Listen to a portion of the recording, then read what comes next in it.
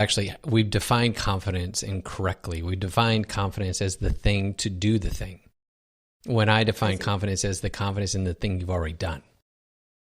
Confidence is because you have the experience, because you have the battle scars, the wounds, the story.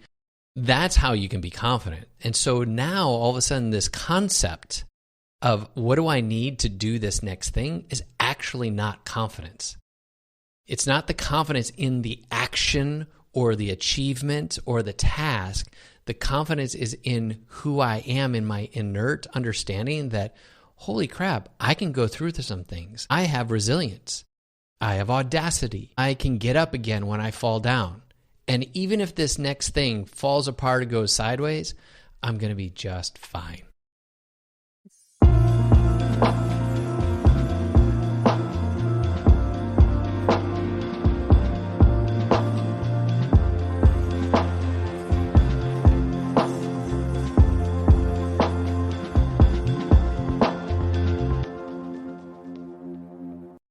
Well, hey, welcome back to the Amanda Kaufman Show, and we are continuing our series on the coaches that don't suck. And let me tell you something, Angus certainly doesn't. Hello, and welcome to the show, Angus. Hello, great to be here, Amanda, with no suckage. Exactly.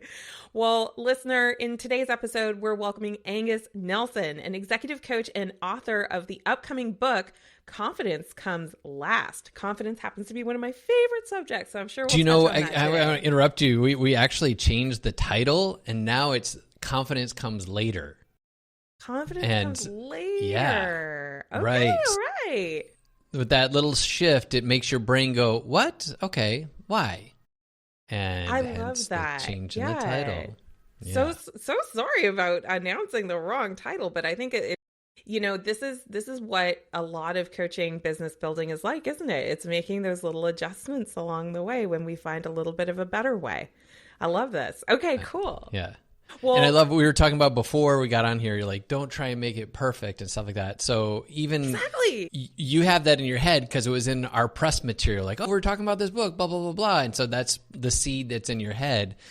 In the same way, we have our own things that are in our heads. As coaches, we're supposed to be this. We're supposed to do that. Or we have to have our act together. You have to have it perfect. You have to know more than the other people, blah, blah, blah.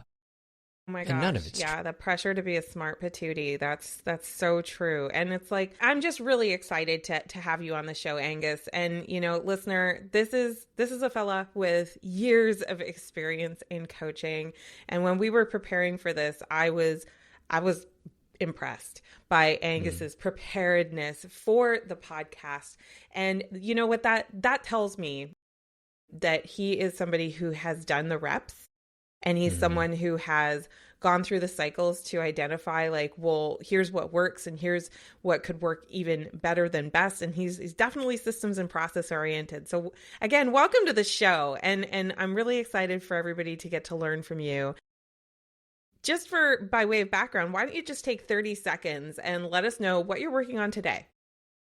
I'm working on this book, right? So yeah. The goal is to have that out Q1. So I just sent the final draft actually to the editor this week. Met with my coach. That's so cool. Yeah, I hired a coach. Even coaches have coaches. And in this area of getting this book done, I needed somebody to like hold me accountable and help me get out of my head, get out of my way.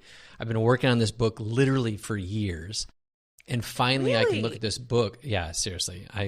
I signed a contract years ago, and this is probably the fourth iteration of the book. And it's the book that's supposed to be. And my acquisitions editor actually told me, and she was so kind. She said, look, after I'm like feeling so guilty I haven't got it done, she said, the book will be ready when you're ready. And now that I've written the book, I can look at it. It's like, that's the work I was trying to do. And all of that time was invested in me becoming the person I needed to become in order to write that book. You're giving me goosebumps like right up to the top of my scalp. Like that to me, when I get goosebumps, that's exciting. When I get goosebumps that like wrap around my head, it's like, that's a whole nother level of delight, because I've been thinking about the exact same thing about even my own business.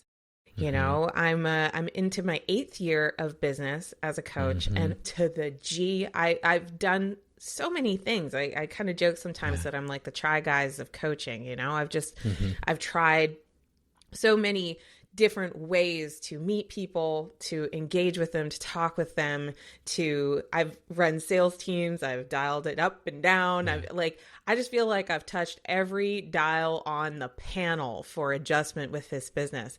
And I was literally just thinking the other day, you know, because when you're on that journey, you're going to do things that you're going to like, gosh, you know, if I knew what I knew now, I might have done something different. But I had the literal exact thought. I was like, what if everything that you've done was exactly what is needed for you to do what you need to do next?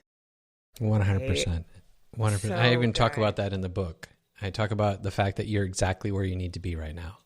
So good. And we So think good. that we have to, and this is kind of our comparison part of our brain is, I'm not like that person, or I'm not like this person, or, oh, that person got further ahead. And we qualify ourselves according to someone else's journey versus qualifying ourselves to our own. And so therefore that is a tough thing to do, isn't it? Sometimes, like, unless you have the presence and the awareness that you do need to do this. I'm so glad you're doing this book, because more people need that lens. Yeah. And this is the kick in the ass that I got in this book. And as I was reading it just yesterday, I was reading it to a friend of mine, and I broke into tears because I felt my heart in the words as I was reading it to my friend.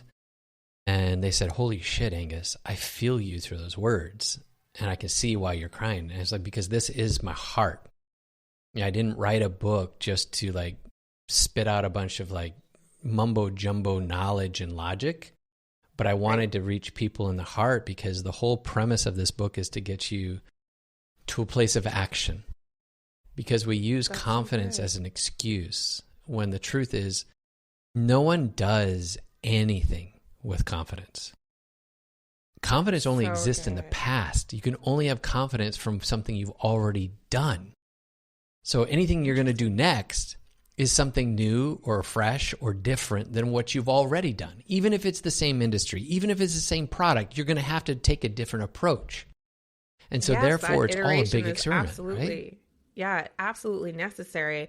You know, on my own journey with confidence, I definitely started from a very not confident place. You know, body image issues, social anxiety challenges, just like absolute. And I think a lot of entrepreneurs struggle with this one of, you know, you do the Google search that everybody does. I don't recommend it, but everybody does it anyway, and find out, you know, X% of businesses fail in Y period of time. And then you do the search that's like, well, what demographics or industry do I belong to? And you find out that the numbers are always worse. I don't know how that is, that you end up with like an average, and then you go deeper into the analysis and the numbers are always worse. But it did like a huge number on confidence. And one of the things I had to do was really like revisit how I understood what confidence actually meant. Like, what was the word? And for me, I actually started with math, because I had experience with statistics, and I was like, well, confidence is my ability to predict what is likely to happen in the future on the basis of probabilities. Right. And so that's where I kind of started with it. I've evolved my definition, but I'm actually really curious, like, how would you define the word confidence, given what you know now? You've literally written the book on it. So what is the best definition you've come across? So my belief is actually we've defined confidence incorrectly. We defined confidence as the thing to do the thing, when I define confidence as the confidence in the thing you've already done. Confidence is because you have the experience, because you have the battle scars, the wounds, you know, the story. That's how you can be confident. And so now all of a sudden this concept of what do I need to do this next thing is actually not confidence. It's not the confidence in the action or the achievement or the task. The confidence is in who I am, in my inert understanding that, holy crap, I can go through some things. I have resilience. I have audacity. I can get up again when I fall down. And even if this next thing falls apart or goes sideways, I'm going to be just fine. That's so good. Like it sounds a lot and akin to wisdom. I would say wisdom. You can call it courage. You can call it, betting on yourself. There's so many other ways to describe it. But at the end of the day, at the very end of the day, also the end of my book, is all about taking action. Because you will never know how great, magnificent, or powerful you are until you take the first step. Until you go out into the world and reveal to the world your power and your presence, no one will ever know, no one will ever experience, and the world will not be able to be what it could be if you didn't let your light shine. And here we are in a world full of uncertainty and doubt, and holy crap, we just had an election that whatever side of the equation you're on, you've got an opinion about it, and someone else has a very different opinion that's causing anxiety. And how do we function as a society if there's so much confusion, so much ambiguity, so much uncertainty about wars and economies and governments? At the end of the day, the only thing you have power over is you. So what if you assert all of that confidence in who I've been and what I've done, and I go back through my story, and I love what you said. Everything I've done has prepared me. That was the tuition that I paid to be who I am today, and today is my fucking graduation. I'm going to choose to step into what's before me today because I want to create something. And my belief in who I'm going to be is so powerful, I can't not take action. I love that. I love that so much. And, when I think one of the biggest things that a lot of us deal with as coaches is that intimidation or that imposter syndrome. And I think that's why we very quickly go, well, if I just had confidence, then I would, then it would all be different. Yeah. And I just love what you said about our relationship with the happenings, the things that have happened in our life that build that belief that we have in ourselves about that resilience and about that ability to navigate challenging times. One of my favorite mentors often reminds us that change comes from within and change comes from outside. And I think one of the things that I over-index on for sure, and I see a lot of people do the same thing when they're launching and building their business, is they over-index on the change coming from within. And when you're in business long enough, you're going to have changes that come from outside. And it could be as simple as, I remember last election cycle, actually, my Facebook advertising account got shut down after years of compliance and years of, all good. Like they were like, not only can you not advertise, we're shutting the whole business down. And I remember like experiencing that change, that moment. And it stopped me from promoting my business for 2 months because I allowed it to. And thank goodness I was in a coaching container because I was able to raise the concern, finally with one of my coaches.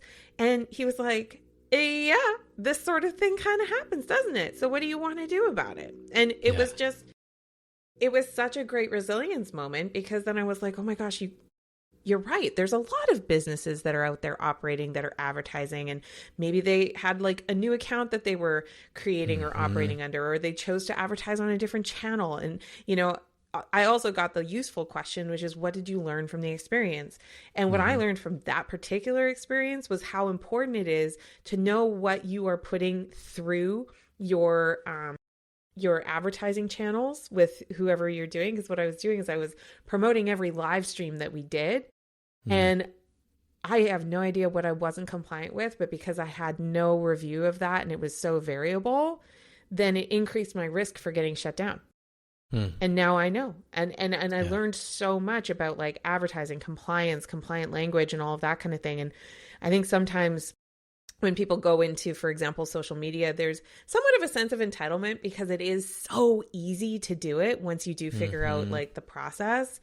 And, to kind of get that humbling moment was so huge for me because it actually made me feel more grateful for the capacity to post to these free platforms on such a frequent basis. This podcast, for example, is rather low cost to host, right? And I don't think I had that appreciation until I went through that initiation, if you will. Yeah, it's another question that I would ask of you, and we hear this all the time, I'm sure, in our coaching world, is, what does this make possible? How do I look at this differently? How do I take this as an opportunity to do something different? Like you said earlier, 100%. You've tried this, you tried that, you put stuff against the wall, see what sticks. Like when you're iterating your business over and over again, trying to find the right message, the right audience, what's going to resonate. And then, like, I got rebuked by our fellow coach, Dan Martell, because he said, you're too effing creative. He said, start being boring.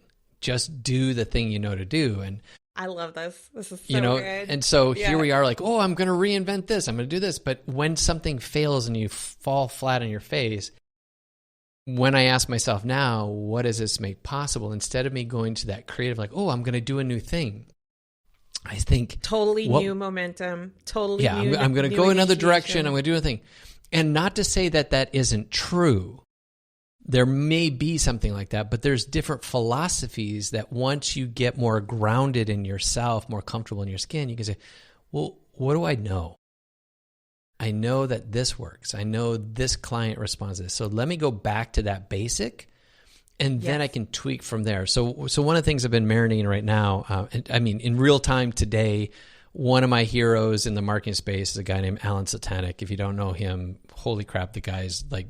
Nothing held back, right?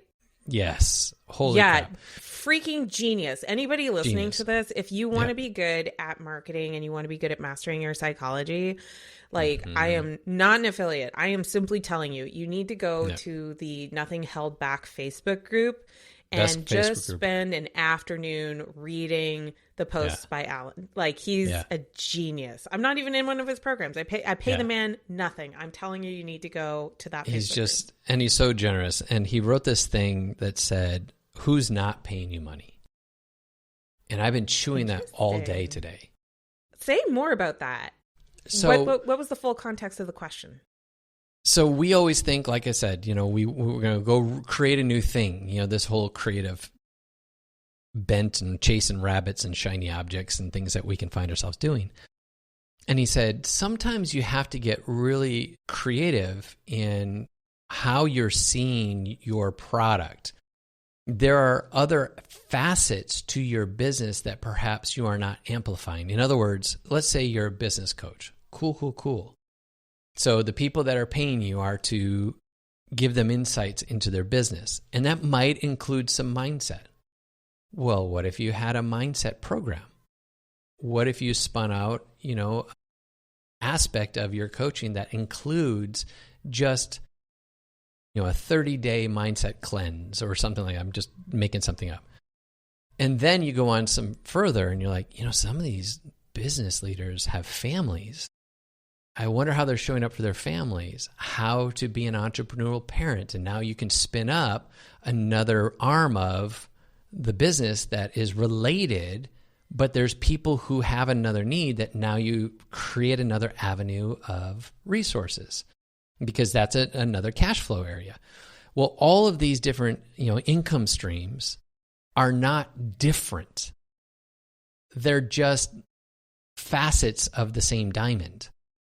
Yeah. And so asking yourself who's not paying you causes you to say, well, what part of the people I'm trying to reach, is there something I can present to them that actually would be beneficial and they would want to pay for it? And so it gives you a different perspective. So in this same thing, I'm saying, what does this make possible? It's like the more you get to know yourself, the more comfortable you are in your skin, going back to that confidence. If I believe in me, if I trust in me, if I listen to my intuition because I know my intuition is a smart mofo, and then I take action on these little inklings, I can discover the gold, right? I love this. Just this past weekend, I finished a migration from one technology platform to another. Very, very stimulating and exciting. But the old platform, I had created 86 different courses and programs. 86. And this was the OG platform that I started working with when I started doing like courses and coaching and training and everything. I think if somebody was to just like pop behind the scenes, because you see what you see on social media, right? But just exactly that, like, how else can I help is a question that I'm constantly asking. And it was so funny because I'm going through like the 86 different products, and there's a really cool, I love statistics. It's just so fun. There's definitely like the top few that outperformed the rest, but I would never have created those top few had I not given myself permission to create different facets and test different facets. And the other little tidbit that I want to offer our audience is, don't be afraid to ask your people. We recently ran a community survey, and you know, one of the questions that had me the most nervous was, if you could ask Amanda anything, what would you ask? And like the stinking thinking that popped into my head as I was like, nobody's going to answer this question. And you know what? So many people did. And there were some people who were like, no, I can't think of anything right now. And that's totally cool. But I was actually surprised to hear some of the things that they wanted to know. And I wouldn't have known that if I hadn't asked. So in our business anyway, we're planning on doing a formal launch of the community survey like every 6 months on a schedule, because it's just so important. And you know, I've done survey data for our audiences for years, gotten thousands and thousands of responses from different coaches. But what happened was I fell off when I was changing some directions on things. I fell off of the asking bus. And I think we went like 18 months without running a survey. And let me tell you, the results were actually pretty different. There was a significant skew 18 months later. So I would strongly suggest that you have some sort of a survey method in place for your audience. So Angus, can I just jump in there real quick? Just because I think something that's important to know is, you know, markets change, full stop. They really do. That's why it's so important what you're saying right now, and talking to the customer, listening to your sales calls. I'm at the point now where I will take the transcript from a sales call and I just throw it right into ChatGPT. I tell it to be an incredible, you know, closer and sales coach, and tell me where I missed it. Oh my gosh, it's teaching me all these different perspectives about where I'm not doing a good job in my sales and where I missed opportunities to point out some this or that. And then second of all, it's like, what do they actually need? Well, really, they just need this. And I'm trying to sell them all these other things, but the very thing that they actually said, because I'm caught up in my own head, or I'm caught up in the way I've always done it, right? And you need that clarity, you need that perspective. There was one other thing you said, and that was permission. And that's a powerful word. And the reason why that caught me, because it's actually part of my book. I write this whole thing about permission. Everything you want is on the other side of giving yourself permission. I love that. And if you're a coach who is trying to build a business and you're like, why am I not making more money? The first thing you need to do is give yourself permission to make more money. If you're a coach who's trying to step into a new place, the first thing you need to do is give yourself permission to say, I belong in this new place. If you have to serve clients that feel bigger or more experienced than you, or maybe they have a company that feels too broad for you, like it's like, oh my God, it's $100 million company. How am I going to help someone like this? Give yourself permission to serve someone like that. That's because so huge. As you see yourself is who you can become. But if you don't take the time to give yourself permission to even be that person, it's an impossibility to you ever even to try. And that's another good reason to work with a mentor, work with a coach, because sometimes we don't even see where we are withholding permission. And that's one of the most powerful perspectives that a coach can even offer you is, you know, where are you holding back on that? Or where are you operating according to old rules, you know, rules that maybe used to serve you, but don't anymore. I love it. So Angus, I love asking in this segment, like, what do you think are 3 things that a coach should take care to do so they don't suck? 3 things that they should do so that they don't suck. Number 1, I would say, give a shit. And what I mean by that is there are a lot of coaches out there, and there's more and more joining the army every day.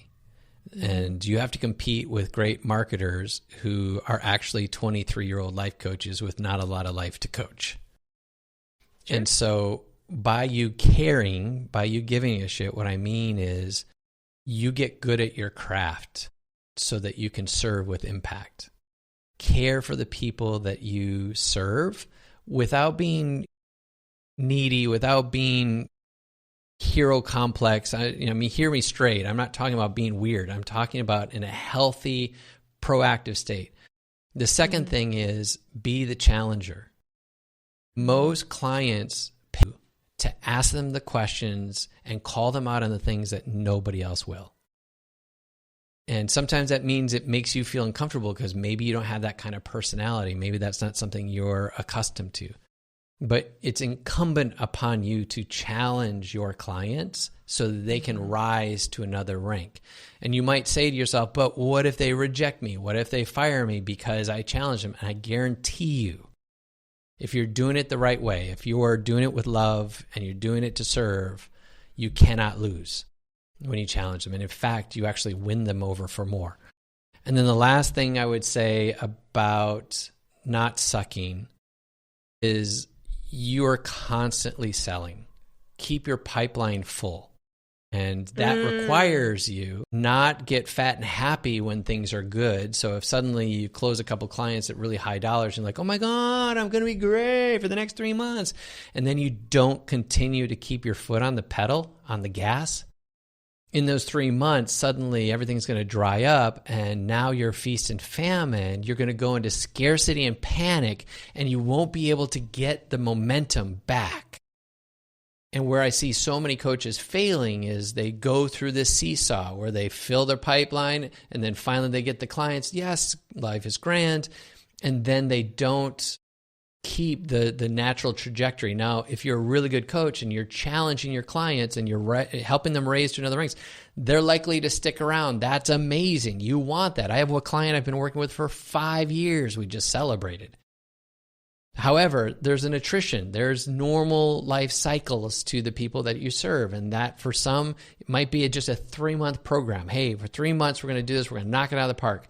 And then you better have a plan at the end of that 3 months that says, now that we've built a plan for the next year, let's sign another engagement for the next year. And always be thinking about where you can take them. Always be thinking about how you can help them take the next success and the next success. Not to where they're dependent on you because you're the hero. Again, I'm trying to not be toxic. I'm helping you succeed by helping your client succeed. So give a shit. I love that. What was the second one I said? It was give a shit. Keep the pipeline full. Keep the pipeline full. No, that was the last one. Keep the pipeline full. Give a shit. Challenge.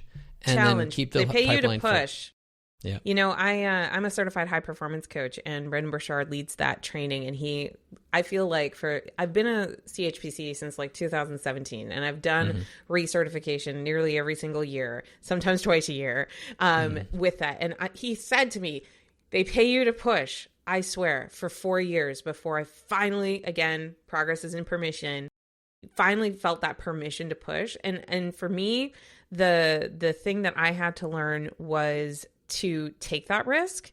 Yeah. Take the risk on the truth, because if you are always sugarcoating everything, or you're not saying the obvious thing, that ultimately over time undermines trust, right? Yep. Because people need to hear the truth from you. And if a client, what I realized was, if a client is really all that offended by the truth, or if your relationship is such that there's a unwillingness to unpack and push around that truth, because sometimes the truth isn't just the truth, right? Like sometimes we got to like push it around and look at those different facets to say like, hey, I'm seeing this observable fact, right? But the interpretation is where all the conversation happens.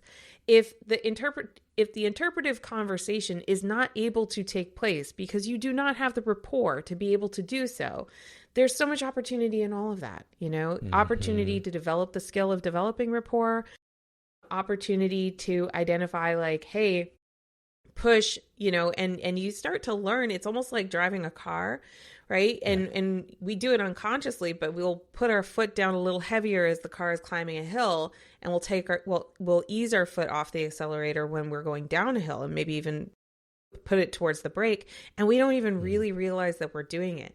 But what I think a lot of coaches do, to your point, is we're scared of the pedal, right? And so then we're not necessarily pushing, and they literally do pay you to push. Like, they want that additional perspective.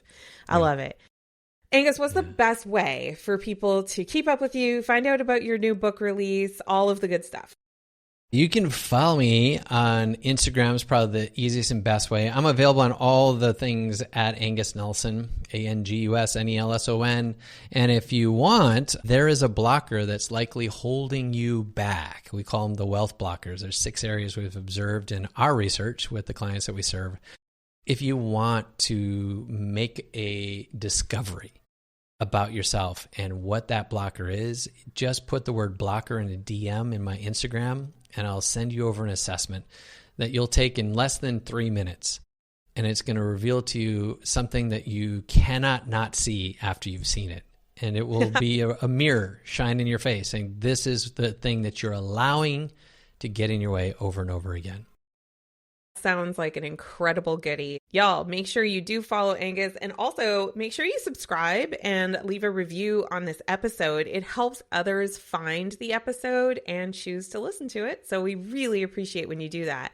And in fact, I'm sure you've got a couple of friends who might do with a little confidence conversation injection. Go ahead and share this episode with 3 of your friends. You can just click on the 3 dots or click on the little hamburger menu wherever you happen to be listening to this, and share the link on whatever channel you want to. Go ahead and spread that word, and we will see you in the next episode. Thanks for listening. We'll see you soon.